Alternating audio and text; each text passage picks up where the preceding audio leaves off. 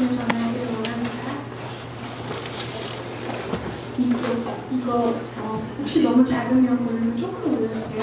네, 제가 말씀 전하기는 양해의 말씀을 드려요. 후두염이라서 입가 목이 너무 많이 쓰면 되게 통증이 있어요. 그렇지만 잘 들리시죠? 네. 네, 오늘 말씀을 전하기를 원합니다. 광고대로 오늘은 왕상 20장 22절부터 43절까지입니다. 네, 지난주는 20장 1절부터 21절까지였어요. 오늘은 43절까지.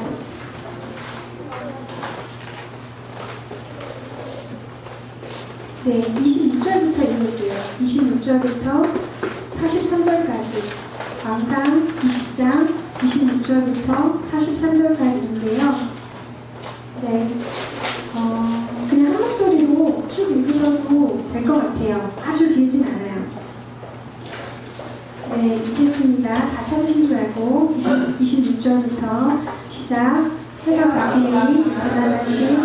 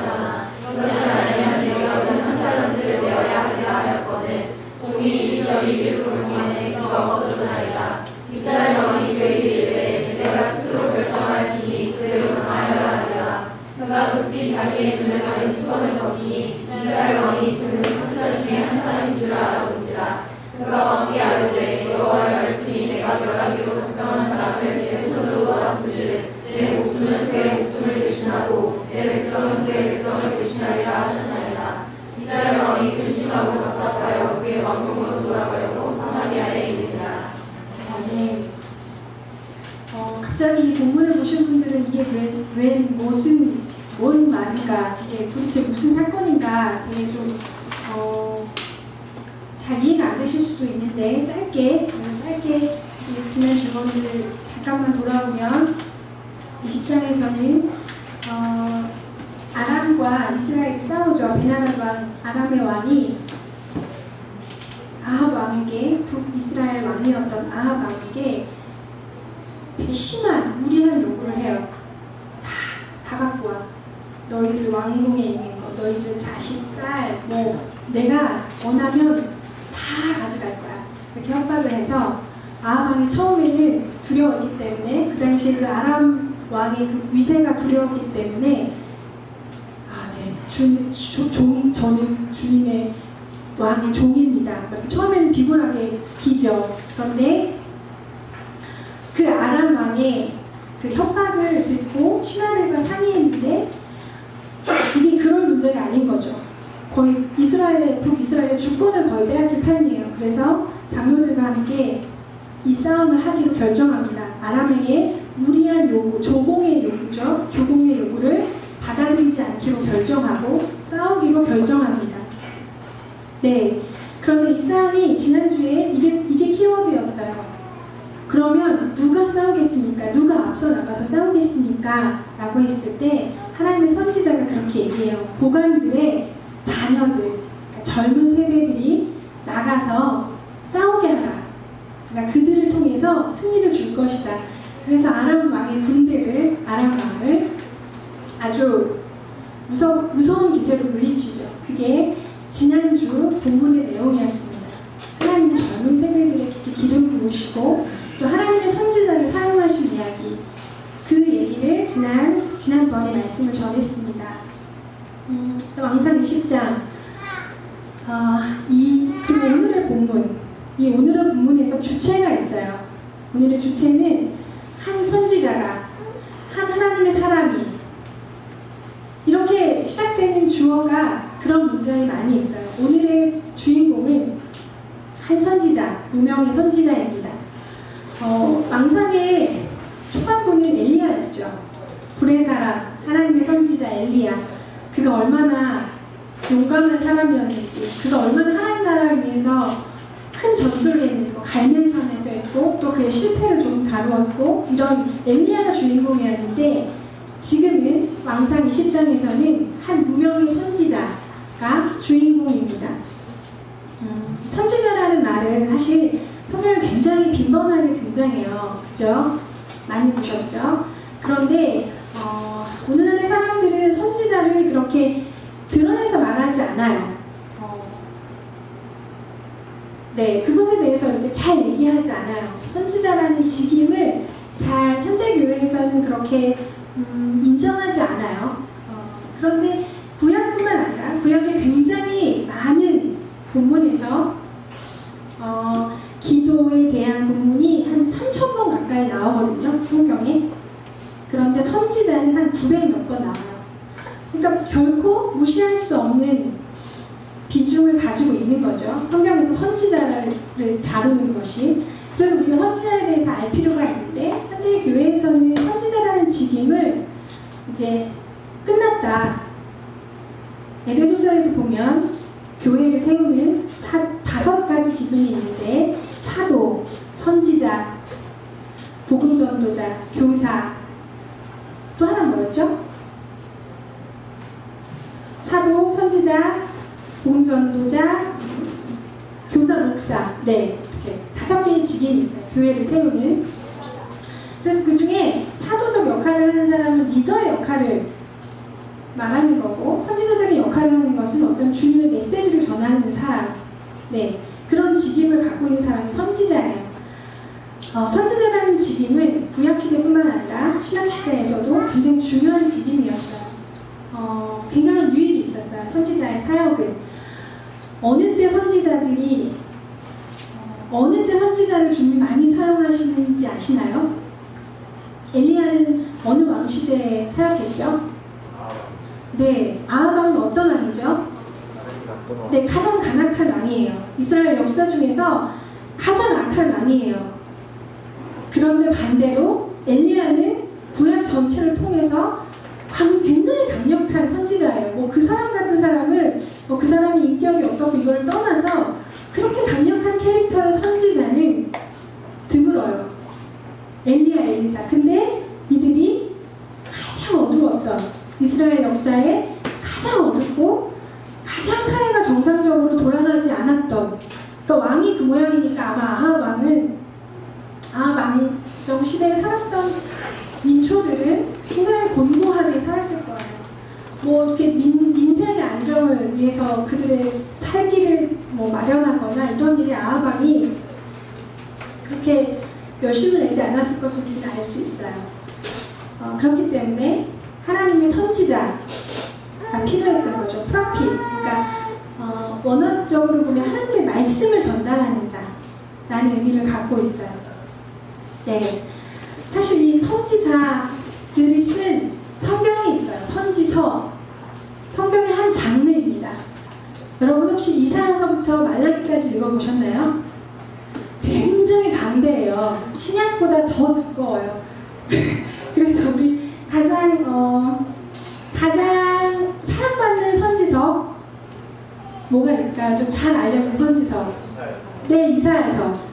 이사야서는 신약에서도 예수님조차도 굉장히 많이 인용하시는 본문이에요. 예수님이 공생애를 시작하시면서 이사야의 두루마리를 읽으심에 라는 표현이 있어요. 그러니까 그 과거에 예수님이 이사야서의 본문을 읽으셨다는 거죠. 주 여호와의 신이 나에게 임하셨으니. 이사야서 말씀을 본문에 인용하신 거거든요. 주님이라네. 가장 사랑받는 대중적인 선지서 이사야서 66장까지 있어요. 저 길어요. 네. 근데 우리가 아마 이사야서 중에 몇 가지 구절들은 알고 있을 거예요. 41장 내가 너를 지명하여 불렀느니 넌 내 것이라. 네가 물 가운데를 지날 것도 내가 뭐 너를 구할 것이고 불 가운데로 지나도 내가 너를 뭐 보호할 것이다. 이런 뭐 보호의 말씀. 뭐 이사야 61장 일어나라 빛을 발하라 이는 내 빛이 너에게 임하였으니 뭐 이런 이게 다 선지서 이사야 선지서의 내용인데 여러분 이사야 선지서를 다 읽어보세요. 이거는 진짜 아주 일부분의 메시지예요. 이사야서의 70%의 메시지는 이스라엘아 네가 돌이키지 않으면 망할 것이다. 이스라엘아 내가 너를 택했는데 너는 나를 버렸다. 너는 가늠하고 음란하다. 네가 계속 그런 식으로 살면 너희 나라를 완전히 흩어버릴 거다. 너희 포로로 잡혀갈 거고 너희 자손들이 처참하게 죽을 것이고 이런 이게 70% 있어요. 저는 이사야서 최근에 이제 선지서를 많이 봐요. 제가 선지자들에 대해서 연구하는 때문에 그런데 선지서들을 얘기할 때 가슴이 막 되게 철렁철렁해요. 이게 주님의 언어야? 이게 그 사랑이 많으시다던 그 주님이 하신 말씀이야? 이제 그러다가 간간히 이제 39장, 40장 정도 돼서 이사야서에 그런데 돌이키면 그런데 넌 내 거야. 원래 너는 내 거였어. 그런 맥락에서 이사야 41장이 나오는 거죠. 너는 원래 내 거였는데 그렇게 살면 안 되는 거야. 이게 선지자들의 메시지였습니다. 선지서, 성경의 한 장르, 굉장히 많은 분량을 차지하고 있습니다. 이사야, 예레미야, 에스겔, 호세야, 요엘, 아모스, 오바다, 요나, 미가, 나훔, 하박국, 스가랴, 학개, 말라기까지 다 선지서입니다. 근데 거의 80% 70% 이상은 나의 택한 이스라엘아 돌아와라. 그렇게 있으면 안 된다. 내가 너를 징계할 거다. 그렇게 많은 선지자를 통해서 정상적이지 않았던 이스라엘 백성을 계속 경고하십니다. 권면하시고 만약에 그런 수많은 선지자를 통해서 들었던 북이스라엘 남유다가 돌이켰다면 이스라엘은 멸망하지 않았을 거예요.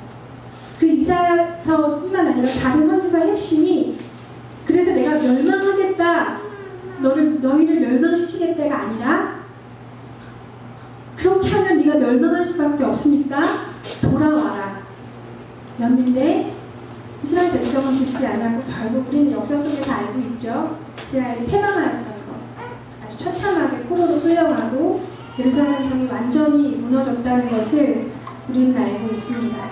선지서의 말씀은 보통 이렇게 시작합니다. 어느 왕 누구 몇 년에 하나님의 말씀이 누구누구에게 임하시되. 그러니까 이사야서는 누구 이사야에게 어느 왕 몇 년도에 이사야는 굉장히 오래 살아요. 4왕의 시대를 살았어요. 그 시대에 이사야에게 하나님의 말씀이 임하시되 우시와 요담, 아하스, 히스기야의 시대에 아모스의 아들 이사야에게 하나님의 말씀이 임하시되 이렇게 시작해요. 대부분. 선지서는 그런 성경의 책입니다. 성경의 한 장르이고 어떻게 하나님의 그 사랑이 많으시고 인격적이시다는 그분에게서 이런 언어가 나왔는가 싶을 정도로 돌이키지 않으면 엄청난 재앙과 심판에 대해서 얘기하는 주님의 책입니다. 말씀드렸죠. 70%에서 80%는 돌이키지 않으면 망할 거라고 너무 처참한 그 상황들에 대해서 얘기하면서 선지자를 통해서 하나님 말씀하십니다. 그렇게 자기의 이름을 걸고 책을 쓴 선지자들이 있죠. 이사야, 예레미야, 에스겔 쭉 해가지고 말라기까지. 말라기가 끝에서 말자가 아니라 이름이에요. 말라기. 이름이 말라기였어요. 말라기. 자기 이름을 걸고 성경을 쓴 거죠. 그 사람 기록한 것도 있고 다른 사람 기록한 것도 있는데 그렇습니다. 선지서. 근데 오늘의 주인공은 이제 책을 쓰진 않았어요. 그렇게 유명하진 않았던 거죠. 그러니까 성경에 한 선지자가 그러니까 어떤 선지자가 이런 식으로 표현되는 거죠. 이 한 선지자가 지난번에 이렇게 활약을 했어요.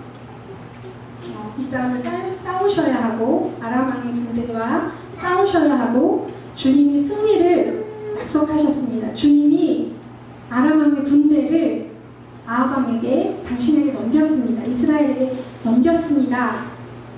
라고 주님의 말씀을 전하죠. 그리고 고관들의 자제들에게 순종할 수 있도록 해주십시오. 그들이 나가서 싸우게 해주십시오. 주님이 그들을 사용하셔서 승리를 주실 것입니다. 이 한 선지자가 그렇게 사역하죠. 이 선지자의 활약성이 왕상 20장의 내용이라고 제가 말씀드렸어요. 선지자는 아까 말씀드렸지만 어두운 시대에 필요합니다. 하나님의 음성을 잘 듣지 못하는 사람에게 필요해요. 아합 왕의 생애를 쫙 봤을 때 한 번도 주님으로부터 음성을 들었던 적이 없어요. 다 선지자들을 통해서 들었습니다. 하나님과 관계가 없는 사람입니다. 그런데 다윗도 다윗은 하나님과 굉장히 풍성한 교제를 했던 사람이죠. 너무 사랑하고 또 사랑을 받았던 사람이에요. 그런데 다윗 왕도 인생에 2번 선지자의 방문을 받습니다. 언제 받죠? 첫 번째, 밧세바 간음하고 그걸 덮기 위해서 우리아를 막 어떻게든 그 임신한 밧세바를 자기 아이가 아니고 우리아의 아이를 어떻게 좀 조작해 보려고 그를 막 우리아를 전쟁터에서 끌어서 같이 합방을 시키려고 했는데 그 도모가 잘 안 됐어요. 우리아는 너무 강직하고 신실한 사람이라 이제 그러자 다윗이 그를 죽여버리죠. 아주 악한 방법으로 신하들에게 그를 사지로 몰아라. 그래서 결국 우리아는 전쟁에서 죽습니다. 그리고 나서 다윗은 나단의 방문을 받아요. 나단이 가서 딱 다윗에게 가서 당신 회개하셔야 됩니다라고 하지 않았어요. 선지자들은 보통 다양한 비유와 상징을 사용해요. 그는 이렇게 얘기했죠. 나단이 2 집이 있는데 굉장히 가난한 집과 굉장히 부자인 집이 있습니다. 그런데 이 부자인 집에는 아주 양과 염소가 아주 많았는데 가난한 집에는 암양 한 마리가 있었습니다.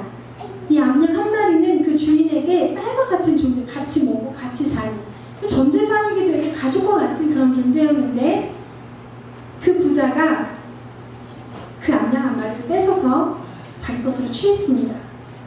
이게 어떻게 하나님 보시기에 어떤 일일 것 같습니까? 다윗에게 그렇게 묻죠. 근데 참 그래요. 보통의 다윗왕이라면 눈치를 챘을 텐데 그 부자가 탐욕스럽고 파렴치한 다윗 자기였다는 것을 모르고 막 비난하죠. 아니 어떻게 그렇게 그런 일을 죽여버려야 됩니다. 어떻게 그 가난한 자의 양을 빼앗은 부자를 어떻게 해야 될 것 같습니까? 아담이 진짜 죽여버려야 될 것 같습니다. 자기 자신인 것을 알지 못하고.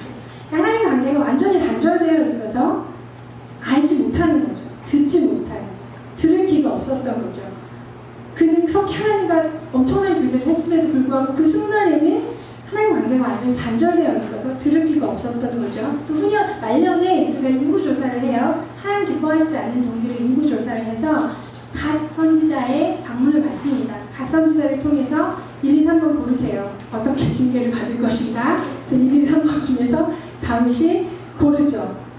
사람에게 징계받지 않고 주님의 징계를 받겠습니다. 그래서 이제 전염병을 택해서 이스라엘에 엄청난 10만이 죽는다고 나와요. 선지자가 필요한 것은 하나님과의 관계가 어긋나 있을 때, 틀어져 있을 때 필요합니다. 저는 오늘날의 시대에도 선지자가 필요하다고 생각해요. 나라와 국가의 운명을 예언하는 선지자도 있을까요? 있을 수 있을까요? 어떻게 생각하시나요?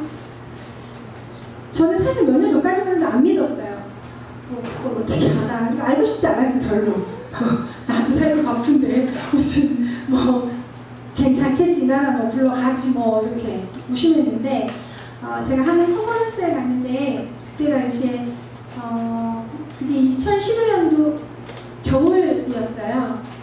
근데 2011년도에 일본 쓰나미가 후쿠시마 원전을 쓰잖아요. 엄청난 자연재해라고 해야 되나, 재앙이라고 해야 되나, 엄청난 보통의 일본 열도를 덮죠. 그것을 위해서 저희가 그 컨퍼런스에 모여서 기도했어요. 주님, 일본을 구원하여 주십시오. 이렇게 일본을 위해서 기도했어요. 그런데 이제 되게 평범하게 생기신 어떤 아주머니가 지금도 몰라요. 어떠한 분인지 잘 모르는데 그런 얘기를 하시는 거예요. 그게 몇 월이죠? 혹시 아시나요? 후쿠시마 원전이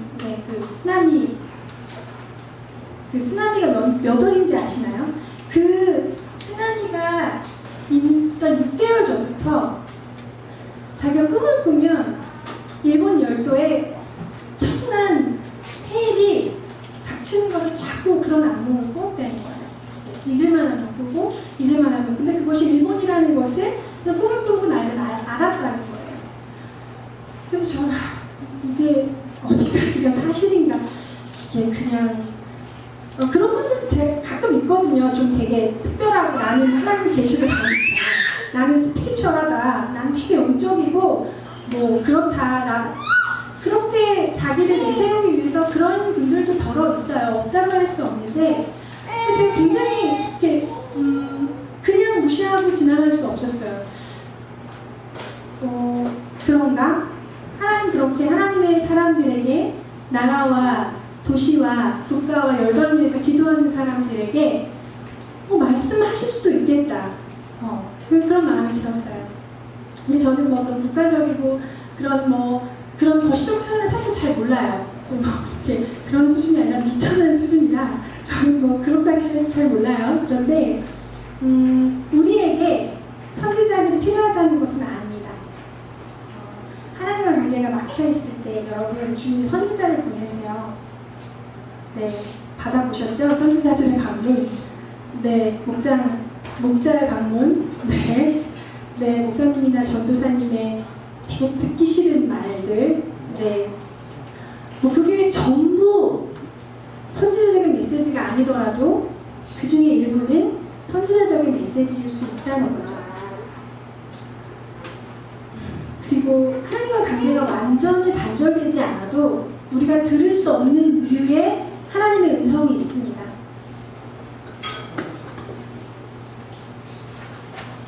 사람에게는 의식의 세계가 있어요. 의식의 세계가 다 다른데 특징이 다 있어요. 그 의식 세계를 구성하는 언어와 개념들이 있습니다. 근데 어떤 사람의 의식 세계의 가장 상위에 있는 개념이나 규칙은 뭐 하나님 사랑일 수 있고, 또 어떤 사람은 이제 은혜, 뭐 규칙을 지킨다거나 뭐 일을 열심히 한다거나 그런 개념은 그 사람 사전에 별로 없어요. 하나님 사랑, 은혜인데 그냥 좋게 해요. 그 틀로 세상을 봅니다. 어떤 사람의 의식세계에 가장 강력한 힘을 갖고 있는 것은 규칙이에요. 그래서 주님을 믿지만 규칙을 지키지 않는 죄는 정말 참을 수 없는 거죠. 그런 마음이 너무 힘들어요. 네. 우리의 의식세계는 수준도 다르고 구성 요소들도 다릅니다. 근데 주님은 이 의식세계 안에서만 말씀하시는 분은 아니에요.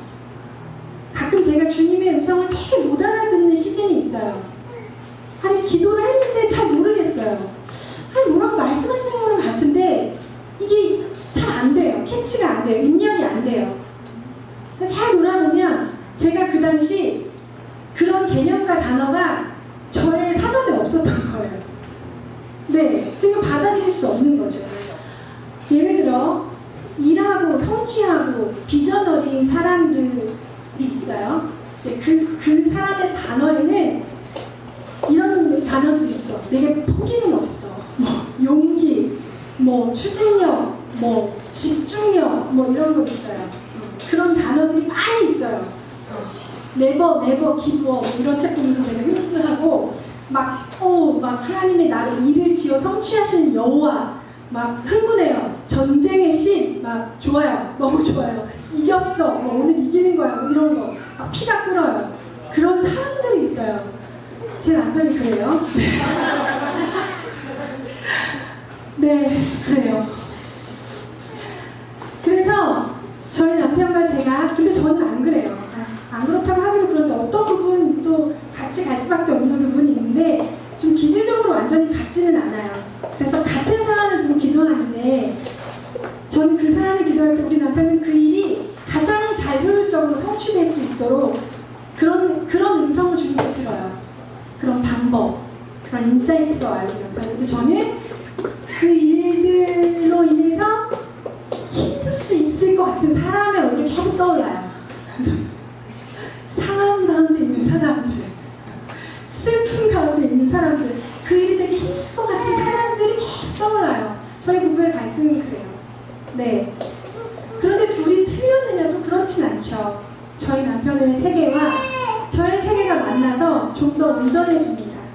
좀 많이 배워요. 저희 남편이 저에게 배우고 저도 남편에게 배웁니다. 하나님이 말씀하시는데 의식 수준을 벗어나는 경우가 아주 종종 있습니다. 몇 살인지 제가 정확히는 기억이 안 나는데 저희 아들이 4살인가 5살 때였어요. 그때 제가 아이에게 책임을 가르치고 싶었어요.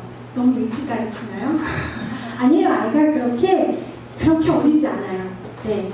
가르치면 자기 수준과 나름의 방식으로 이해해요. 근데 제가 4살인가 5살인가 정확히 기억은 안 나는데 자기가 어떤 행동에 대해서 자기가 한 어떤 행동에 대해서 결과가 따른다는 사실을 제가 아이에게 가르치고 싶었어요. 그래서 뭐 네가 동생을 이렇게 때리면 너도 엄마한테 혼나 뭐 이런 인과관계를 제가 가르치고 싶었어요. 근데 제가 아이한테 이제 아이를 불렀어요. 그날 무슨 잘못을 했는지 모르겠는데 잘못을 했어요. 근데 그 아이는 아직 책임이라는 단어를 모르는 상태였는데 제가 이렇게 얘기했어요. 알지만 걔가 그 단어를 모른다는 사실을 알지만 엄마는 소명이가 한 행동에 대해서 책임을 졌으면 좋겠어. 제가 이렇게 얘기했어요. 그때 우리 아들이 책임? 뭐 이렇게 무슨 소리예요? 뭐 이런 책임? 네. 이렇게 물었어요. 그래서 좀 어쩌고저쩌고 설명했어요. 책임이란 네가 한 행동에 대해서 엄마가 평가하고 네가 진짜 잘못했는데 반성하지 않은 맴매를 하거나 혹은 네가 좋아하는 간식을 그날 오후에 못 먹는 거야. 이해했어요. 그게 책임이구나. 네. 그러면서 제가 얘기했어요. 엄마는 너를 사랑하지만 너의 그 은희를 때리는 행동은 용납할 수 없어. 용납이라는 단어 몰라요. 다시 용납? 우리 아들이 너무 어려운 거예요. 자꾸 엄마 용납? 뭐 이러면서 또 용납에 설명했어요. 엄마가 너의 존재를 사랑하지만 너의 그 나쁜 행동을 받아들여줄 수 없다는 얘기야. 아, 영나. 네, 이해했어요. 그리고 이제 그 다음 주에 또 그와 비슷한 상황이 벌어졌죠. 뭐 잘못을 애들은 너무 많이 하죠. 그래서 이제 엄마가 지난주에 너의 행동에 대해서 네가 뭘 져야 된다 그랬죠? 뭐 그때 되게 책임? 뭐 이런. 그래서 이제 또 비슷한 거 있죠? 엄마가 너의 죄를 어떻게 할 수 없다 했죠? 용나? 뭐 이런 식으로.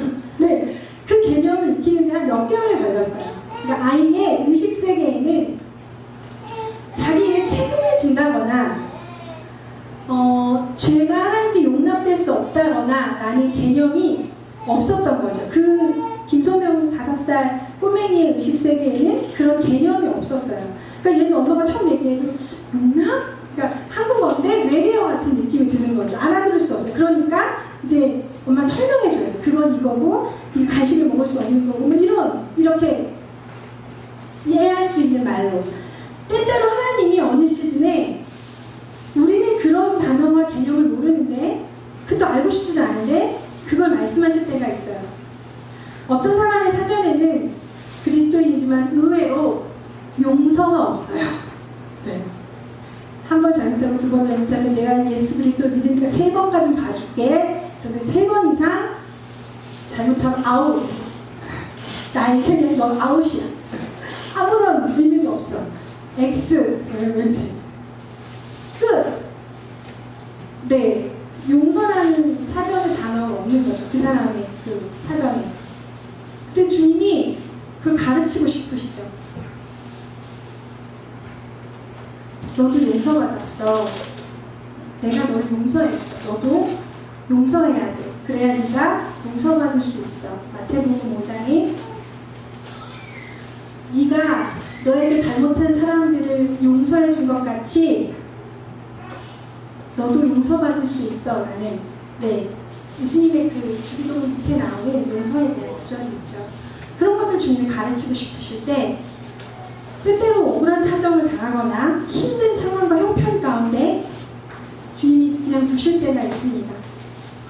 그걸 확장시키기 위해서 의식세계를 그것을 성숙이라고도 하고 그것을 성장이라고도 합니다. 본인의 사전에 없는 단어, 본인의 개념 속에 없는 것들 우리가 되게 많아요. 성경 모든 가르침에 동일하게 다 동의하시지 않잖아요, 여러분. 이건 좋고 기질적으로 이건 좋고 이건 내 마음에 맞고 이건 잘 안 맞고 그런 것들이 많이 있습니다. 그 의식세계들이 만나는 게 연합이죠. 어떤 하나님 나라의 큰 하나님 나라의 어떤 당위성, 이 사역이 얼마나 필요한가를 잘 보는 사람은 숲을 볼 수 있어요. 그게 하나님 나라의 큰 그림을 볼 수 있는데 작은 조각들은 잘 보지 못해요. 그러니까 숲은 보는데 나무는 잘 못 보는 거죠. 그러니까 그런 부분에 미숙함이 있어요. 근데 굉장히 섬세하고 어떤 섬세한 사람들은 나무를 중심으로 봅니다. 나무 하나하나가 건강하다. 나무 하나하나가 잘 자라고 있는 것. 그래서 그곳에 그런데 집중되어 있으면 그 큰 숲의 의미, 거기에 왜 그 큰 숲이 있어야 하는지를 잘 모를 경우가 있어요. 그것이 연합이 필요한 이유입니다. 하나님 나라를 풀어갈 수 있는 모든 열쇠를 다 갖고 있는 어떤 한 사람은 없어요. 부분적으로 어떤 조각들을 갖고 있죠. 아무리 탁월한 사람, 아무리 탁월한 교회도 하나님 나라의 모든 사역의 비밀을 갖고 있지는 않고 아무리 성숙한 사람이라고 해도 강점이 있고 또 약점이 있습니다. 그래서 우리가 연합해야 하고 서로의 의식세계를 받아들여야 해요. 네, 제가 최근에 그런 건의사항을 받았어요. 네, 수련회나 이런 부분에 대해서 다음에부터라도 동기부여를 좀 해주세요. 왜 가야 하는지 듣고 싶어요. 그래서 그렇구나, 그게 듣고 싶었구나 잘 몰랐어요. 저는 이미 충분히 아신다고 생각하고 넘어갔는데 네, 짬짬이 막간을 이용해서 제가 하겠습니다. 그렇게 어떤 의식세계들이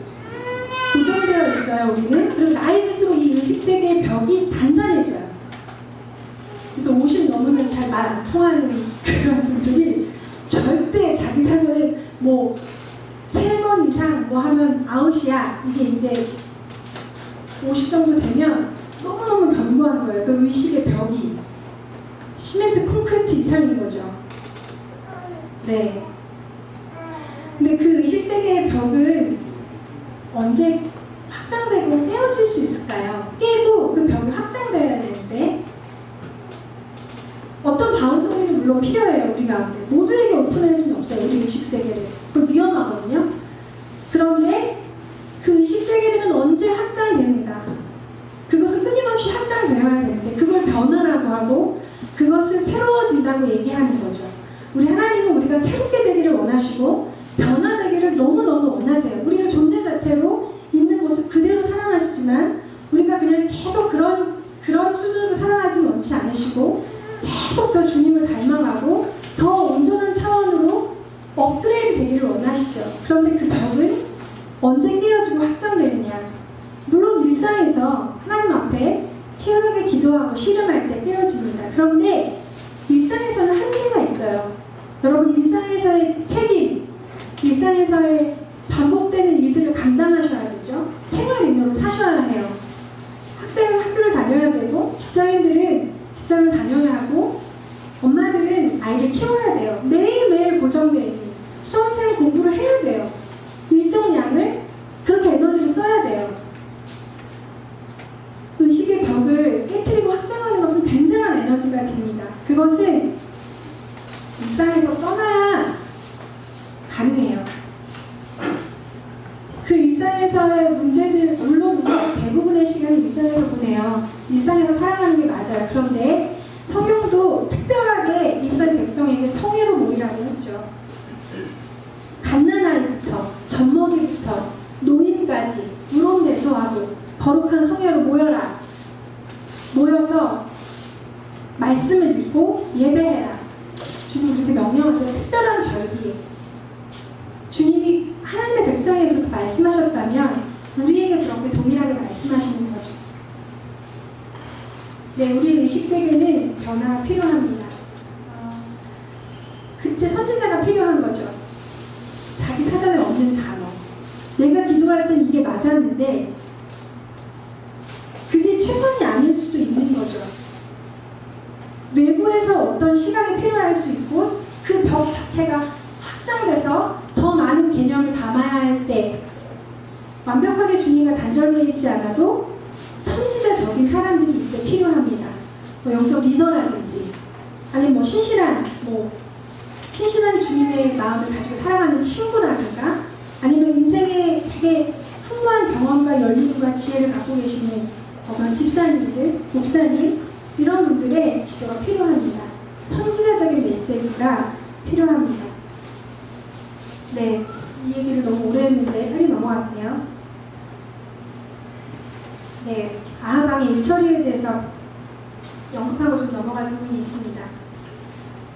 아합 왕에게 베나닷을 죽이라고 하셨어요. 넘겨준다는 것은 그 전쟁에서 베나닷을 끝내버리라는 얘기였어요. 그런데 아합 왕은 그런 식으로 일처리하지 않습니다. 32절에부터 보면 눈으로 쭉 읽어볼까요? 네, 눈으로 아합 왕 아람 왕이 베나닷 왕이 궁지에 몰립니다. 지금 자기들이 이길 줄 알았는데 전세가 되게 불리해져서 작은 골방에 들어가서 숨었어요. 쫓기는 거죠. 그래서 신하들이 이렇게 간청합니다. 북이스라엘 왕이 인자가 많다는, 금율이 많다는 얘기가 있습니다. 그런 소문이 어디서 들었는지 모르겠어요. 아합 왕이 금율이 있는 그런 왕은 아닌데, 비겁한 왕인데. 아무튼 아람 신하들이 그 허위 정보를 듣고 그러니까 아합 왕에게 살려달라고 불쌍하게 빌어보십시오. 그렇게 제안을 한 거죠. 항복을 선언하고 그 좋게 여겼어요. 그래서 이제 베나닷이 아합 왕에게 이렇게 항복의 뜻을 통하고 왕이 아합의 병거에 올라탑니다.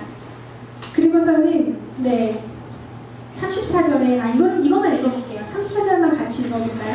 베나닷이 이렇게 제안합니다. 거래를 하는 거죠. 34절 같이 읽어봅시다. 시작. 베나닷이 왕의 아들에게 내 아버지에게서 모든 성읍을 내가 그에게 있나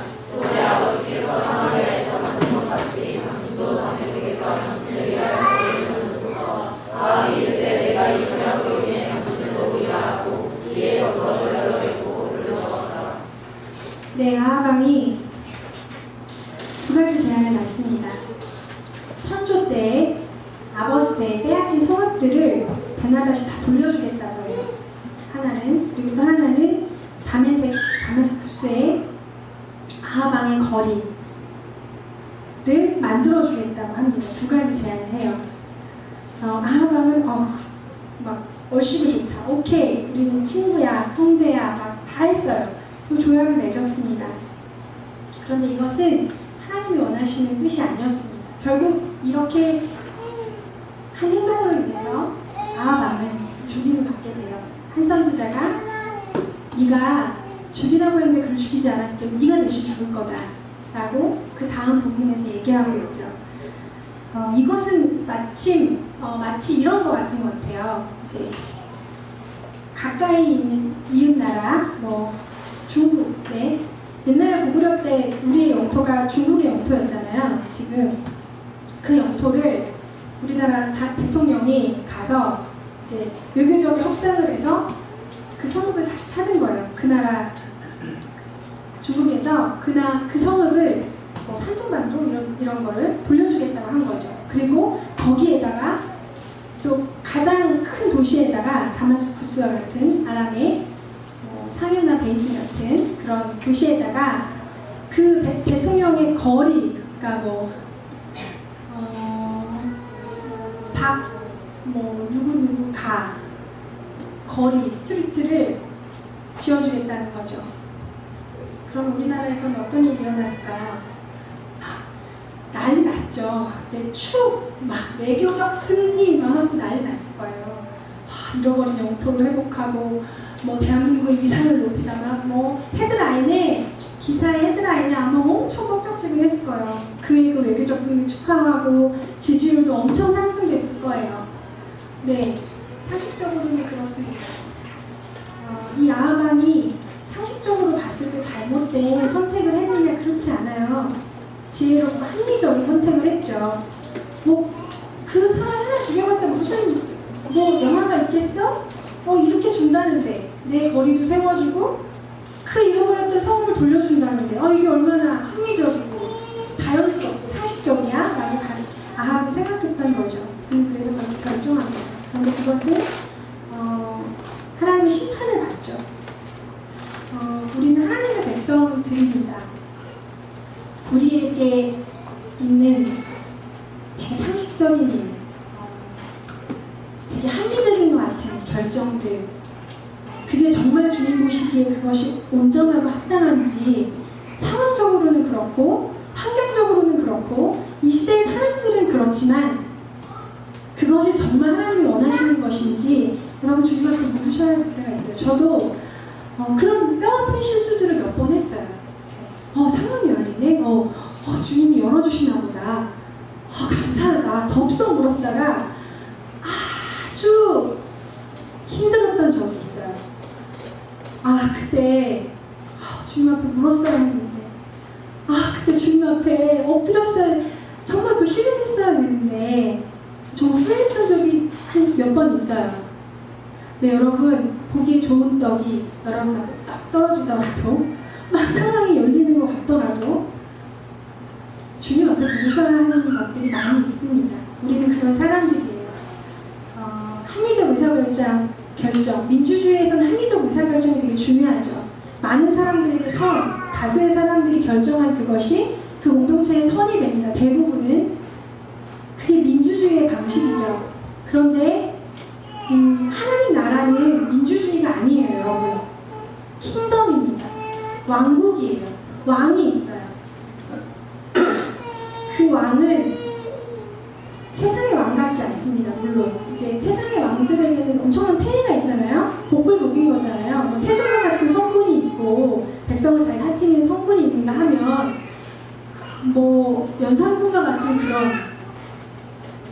그런 왕도 있으니까 왕정 자체가 인간이 왕으로 세우는 왕정은 굉장한 무리가 있지만 복을 먹인 거죠. 어느 왕정은 좋지, 어느 왕정은 정말 그 민중들의 삶이 너무너무 참혹한. 그런데 우리 주님, 왕 대신 우리 주님은 그렇지 않으시죠. 인자하시고 공의로우시고 사랑이 많으십니다. 그리고 그분 영원하십니다. 우리보다 우리보다 더 잘 아시는 분이 우리의 왕이십니다. 그래서 그분의 음성에 우리가 절대적으로 순종해야 하는 이유가 있습니다. 인생을 살아갈 때 이것이 어떤 것이 가장 합리적이고 어떤 것이 기회비용이 제일 적을 것인가를 결정할 때 거기에 되게 무서운 함정이 있습니다. 굉장히 인본주의적인 생각이 있어요. 하나님의 백성은 그렇게 인도하심을 받지 않습니다. 네, 그리고 이제 마지막 본문 35절부터 37절까지만 읽어볼까요? 작은 해프닝인데, 네, 35절부터 37절 이 부분을 좀 다시 한번 읽어보겠습니다. 시작.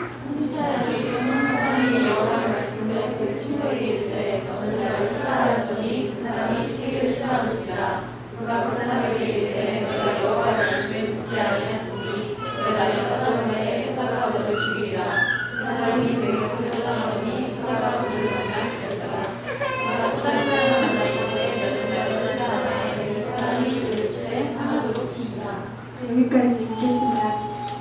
네, 또 다른 사건이 이어서 나오는데 한 선지자가 우리 중에 한 사람이, 그러니까 그 선지자가 아닐 수도 있는 다른 한 선지자가 등장합니다. 그러니까 이 계속해서 나오는 선지자들은 바알에게 무릎 꿇지 않는 7,000명 그 그룹 중에 있는 사람들이에요. 선지자 그룹. 왕하는 선지자들에 대한 얘기 굉장히 많아요. 그 중에 한 사람이 자기 친구를, 선지자 친구인 것 같은데 선지 친구를 한테 날 쳐 이렇게 말한 거예요. 근데 이 사람은 끊임없이 치라고 하니까 안 쳤겠죠. 너는 죽을 거야. 다른 친구한테 날 쳐봐. 다른 친구가 세게 쳤어요. 그래서 이제 얼굴을 부은 채로 왕 앞에 나가서 주님의 말씀을 전합니다. 이 부분을 정말 설명하기 곤란했어요.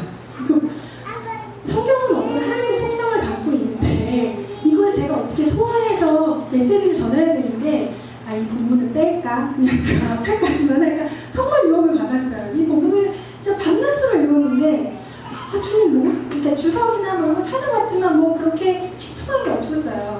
그래서 이걸 뭘 하고 설명해야 될까요, 주님? 이거 어떻게 이 말씀 속에서 우리는 어떤 영적 원리를 배울 수 있을까요, 주님? 정말 엄청 많이 물었어요. 정말 풀어지지 않아서 너무 괴로웠어요.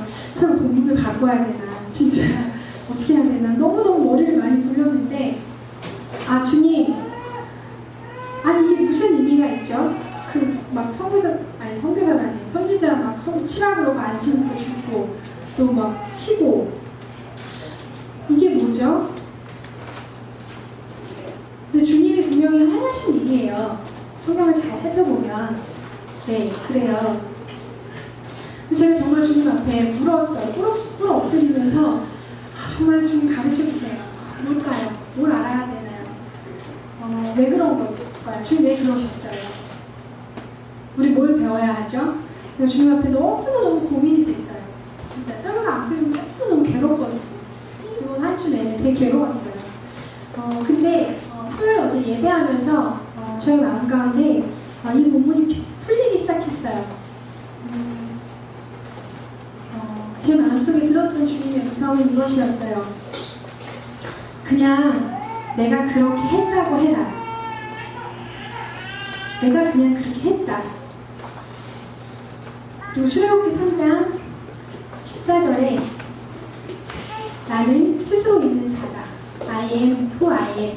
이걸 이제 멋있게 그렇게 번역을 했는데 영어를 하시는 분은 알겠지만 I am who I am은 그냥 나는 나다 이런 뜻이잖아요. 나는 나야. I am who I am. 그냥 나는 나야. 나는 하나님이야. 내가 그렇게 행했어. 주님 그렇게 말씀하시는 걸 제가 듣습니다. 우리가 좋아하는 어떤 방식이 있어요. 하나님이시라면 이런 방식으로 사역하셔야 할 것 같은 어떤 그런 기대치가 있어요. 다 있어요. 저에게도 있어요. 어떤 시나리오 같은 것들이 내가 이렇게 기도하면 주님 이렇게 일하시고 이렇게 돼서 이렇게 훈훈한 결말이 나와야겠지 라는 것이 있습니다. 보통 우리는 되게 감동적이고 부드러운 방식을 좋아합니다. 감동적인 거. 요즘 감동은 돈이 되잖아요. 감성파리 이런 거. 이제 예능인 뭐 이런 감동을 주기 위해서 막 진짜 진정성을 담기 위해서 막 고군분투하잖아요. 그러니까 어떤 진짜 암흑 가운데 막 고생하던 한 주인공이 뭐 이렇게 고진감래 끝에 풀어졌다가 성공했더라, 이런 어떤 할리우드식의 결말, 그런 것들을 우리는 되게 좋아합니다. 선호합니다. 그런데 우리 인생에는 그렇게 꼭 그런 방식으로만 하나님이 일하시지 않는 경우가 너무 많잖아요, 여러분. 그래서 여러분 실족하시죠? 하나님 정말 이러실 수 있어요? 뭐 이런 거. 잘 이해할 수 없는 거. 하나님이 나의 인생 가운데 그런 일들을 행하셨다는 것을 잘 받아들일 수 없는 것들이 있어요. 저에게 가장 처음 예수를 믿고 가장 처음 받아들일 수 없었던 사실은 이거 분명히 하나님의 뜻이었던 것 같은데, 제가 우리 가정에 보내셨던 자매가 있는 오빠를 둔 여동생으로 태어난 거, 그건 주님이 하신 거잖아요. 주님이 그 가정에 저를 태어나게 하신 거죠. 누가 아니라, 제가 아니라, 저희 부모가 아니라. 이해할 수 없었어요. 아주 오랫동안 오빠가 이제 뭐 아시는 분들은 아시지만 이제 ADHD가 있잖아요. 그래서 분노나 어떤 부정적인 충동이나 잘 억제하지 않을 때 발작 같은 것들이 자주 있었어요. 그래서 그럴 때마다 예수를 믿기 전에는 그게 의문이 아니었는데 예수를 믿고 나서 의문이 됐어요. 왜 주님 저를 이 가정에 보내셨나요? 저는 왜 이런 고통을 겪어야 할까요? 한동안 이해가 안 됐어요. 예수를 믿고 몇 년을. 네, 그 문제가 나오면 마음이 되게 다운돼요. 안 돼요. 기도도 안 되고 잘 안 돼요. 예, 믿음으로 해석이 잘 안 되는 어떤 영역이 있죠, 여러분. 그랬던 거예요. 몇 년을. 근데 이제는 돼요. 이제는 알아요. 뭐 이렇게 말을 정확하게 설명할 수 없지만 그것을 이해해요. 하나님 그렇게 하셨고 하실 수 있다는 것을 제가 받아들이고, 그분이 저에게 그냥 그래도 여전히 하나님이십니다. 내가 하나님으로 믿고 싶을 때만 하나님이 아니라 그러실 수 있는 분입니다. 라는 고백이 제 안에 어느 순간부터 왔어요. 여러분, 하나님 믿으시죠? 그런데 어떠한 영역에 대해서는 하나님 믿을 수 없는 영역이 있어요. 막히는 부분, 잘 해석이 안 되는 부분이 있죠. 그걸 가지고 하나님 앞에서 실현하셔야 합니다. 그런데 그게 뭐 이렇게 쉽지 않잖아요. 쉬운 일이면 이미 다 끝났겠죠, 그 문제가. 근데 너무 그때 당시에 소화가 안 되는 거를 잠시 선반 위에 올려두셔도 좋을 것 같아요. 선반 위에 올려둔다는 의미는 그 시즌에 내가 그걸 정말 다룰 수 없다면 그것으로 인해서 내가 너무 주님의 그 선하심과 신실하심을 받아들일 수 없고 의심할 수밖에 없다면 잠시 선반 위에 올려두셔도 좋을 것 같아요. 그런데 또 인생을 살아가다 보면 어느 순간에 그것들이 풀어지고 다시 꺼내서 봐도 소화가 되는 때가 있어요. 하나님 앞에서 우리가 계속 믿음으로 걸어갈 때는. 네, 그렇습니다.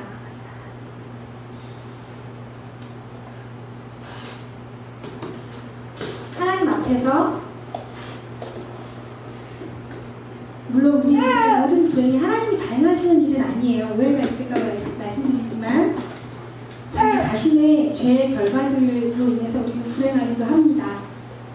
네, 그리고 뭐 악한 영들이 우리의 삶에 일으키는 일들도 얼마든지 있어요. 자, 그것도 좀 구분하셔야 될 필요가 있죠. 네, 저는 하나님이 암을 일으키시는 분이라고 개인적으로 생각하지 않아요. 네, 암을 주시는 어떤 사람이 암을 주셔도 저는 그렇게 생각하지 않아요. 암은 오랜 시간 동안의 스트레스와 식습관의 잘못된 식습관으로 인한 어떤 누적된 결과겠죠. 하나님이 암덩어리를 주시는 게 아니라 그 사람 안에 오래된 어떤 죄의 덩어리들의 그런 거겠죠. 몸에 어떤 이상이 오는 거겠죠. 네, 우리가 이해할 수 없는 하나님, 그런 책 있죠. 네, 이해할 수 없는 하나님, 이해하기. 누구의 요즘 피터슨이 아니고 누구였죠?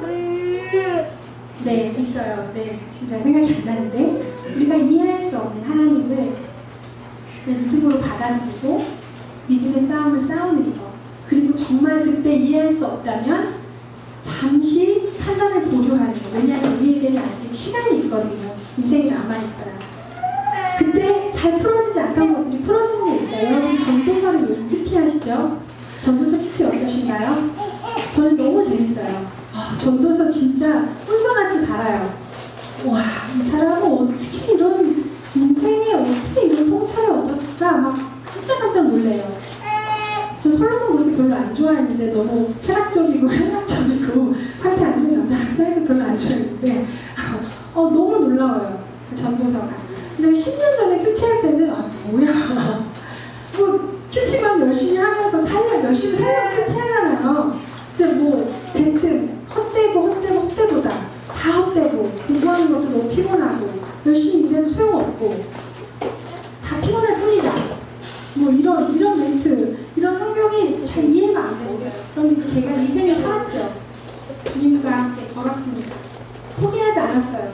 뭐 연약하기도 하고 미끄러지기도 하고 실수도 하고 뭐 좀 그렇기도 했지만 주님과 함께 걸었고 주님이 가르치시려고 하는 것들을 배웠습니다. 그런데 이제는 그 전도사가 달아요. 이해돼요. 여러분 그러신 분이 있을 거예요.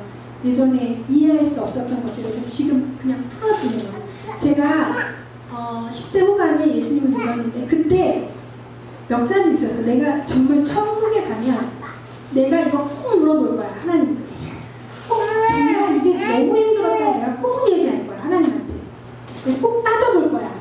그런 거 있었어요. 몇 가지 있었는데 이제 잘 기억도 안 나요. 안 따져도 되는 거죠. 지금 제가 마음이 아까워지고 있는데 안 따져도 그분을 이해해요. 그러실 수 있다는 거 인정하고 그분이 여전히 그래도 하나님이시라는 것을 믿을 수 있는 믿음이 제 안에 있어요. 여러분 이런 믿음의 시간이 여러분의 인생 가운데 계속 있기를 바랍니다. 네, 우리 같이 기도하고 예배하며 주님 앞에 기도할까요? 네, 다 나오세요. 네, 다 나오세요. 네.